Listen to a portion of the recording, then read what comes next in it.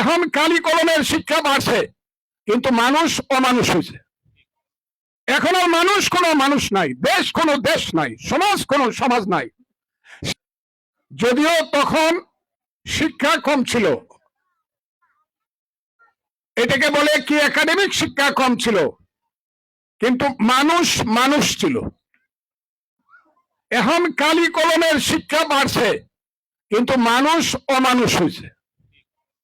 এখন আর মানুষ কোনো মানুষ নাই, দেশ কোনো দেশ নাই, সমাজ কোনো সমাজ নাই। সেই একটা অবস্থানে এই একটা স্কুল এবং অন্যান্য স্কুল যারা করেছে বা করছে, সবাইকে আমি আহ্বান জানাবো, এই স্কুলের মাধ্যমে মানুষকে মানুষ বানাও। আমি একটা কথা বলেছিলাম বলে আমার নামে খুব সমালোচনা হয়েছে। আমি সবাইকে আবার সেই কথাটি বলবো, এই কথাটি যতদিন বাস্তবায়িত না হবে ততদিন মানুষ মানুষ হবে না। এক, আমি যেভাবে মায়ের পেট থেকে জন্মগ্রহণ করি আমার পিতা এবং মাতার মাধ্যমে, আরেকজন ধর্মের সন্তান সেইভাবে তার পিতা মাতার ঘরে জন্মগ্রহণ করে, এর মধ্যে কোনো বেশম নাই। সেই আমি যে সন্তানটি যখন মুসলমানের ঘরে আসলাম, যেহেতু আমি মুসলমানের ঘরে জন্মগ্রহণ করেছি, আমার নাম হইল ফজলুর রহমান। এতে আমার কোনো দোষ নাই, গুণ নাই, কৃতিত্ব নাই, কারণ আমি মুসলমানের ঘরে জন্মগ্রহণ করছি। আমার নাম রাখছে ফজলুর রহমান, হয় আমার মা, না হয় বাবা, না হয় মৌলানা সাহেব। আমি আমার নামটা দেওয়ার যোগ্যতা ছিল না তখন। আমি কোন ধর্ম করব সেটা বলার যোগ্যতা ছিল না। আমি মুসলমানের ছেলে, মুসলমান। আবার যে ছেলেটি হিন্দুর রাজেন্দ্রের ঘরে জন্মগ্রহণ করছে, সেই রাজেন্দ্র 7 দিন পরে বা 10 দিন পরে অনুষ্ঠান করে তার ছেলের নাম রাখছে রবীন্দ্র। এই ছেলেটির কিছু করার ছিল না। কাজে হিন্দুর ঘরে জন্ম হয়েছে বলে সে হইল রবীন্দ্র, আর মুসলমানের ঘরে জন্মগ্রহণ করছে বলে আমি হইলাম ফজলুর রহমান।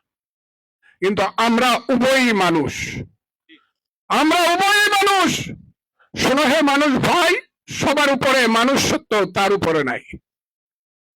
সেই যে মানুষ, সেই মানুষের সংজ্ঞাটা এখন মানুষ ভুলে যাচ্ছে। আমরা এখন অমানুষ হয়ে যাচ্ছি।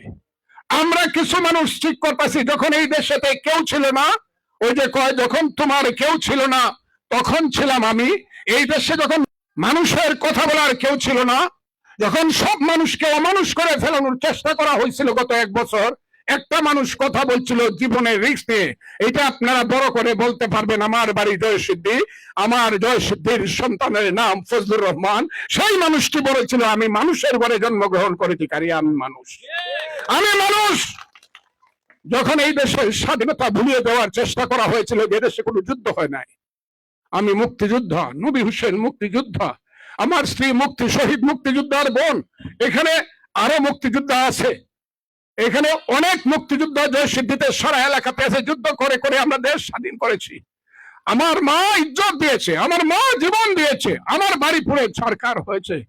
আমি 1000 বছর ধরে বাঙালির যে মুক্তি সংগ্রাম, সেই মুক্তি সংগ্রামের পরে আমি যুদ্ধ করে মুক্তিযুদ্ধ করে একটা দেশ এনেছি। এই দেশের নাম ছিল পূর্ব পাকিস্তান। ওই পূর্ব পাকিস্তানকে কবর দিয়ে আমি এই দেশের নাম বাংলাদেশ রেখেছি। বন্ধুরা, আমি বাংলাদেশের সন্তান, কাজে বাংলাদেশ